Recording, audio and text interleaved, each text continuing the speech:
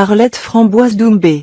Le fédéralisme communautaire, c'est le tribalisme institutionnalisé. Abonnez-vous en activant la cloche de notification pour recevoir la primeur de nos futures publications. C'est un véritable scandale en tant que passerelle pour la ségrégation tribale qui a déjà fait tant de mal à ce pays sous une forme officieuse. Le fédéralisme communautaire de M. Cabral-Libby n'est autre chose qu'une couverture pour l'expression décomplexée du tribalisme. C'est l'antichambre des sécessions futures. L'idée même d'une fédération communautaire est la conséquence soit de la manipulation du régime dans l'intention de faire peur et pousser à accepter l'État unitaire, soit la conséquence de l'ignorance de l'histoire. Ignorance des sacrifices consentis par nos parents et arrière-parents pour bâtir des ponts entre les communautés camerounaises.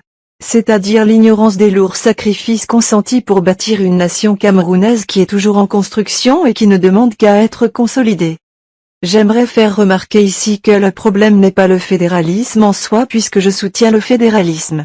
Le problème c'est le tribalisme maquillé en fédéralisme.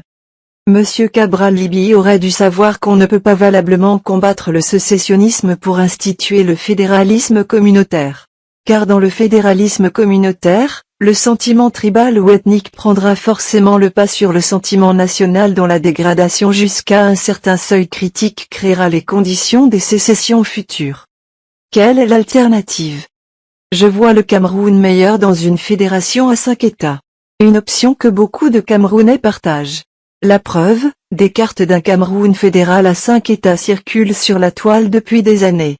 Peut-être des amis nous feront l'honneur de les publier en commentaire sous ce post.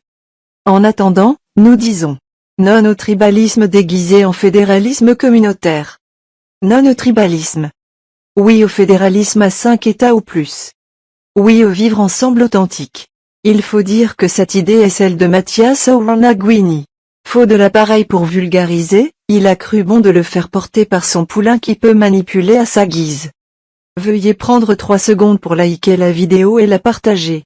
N'oubliez pas de vous abonner à la chaîne YouTube, Boudman, sur le site www.camertv.info. À bientôt pour de nouvelles publications.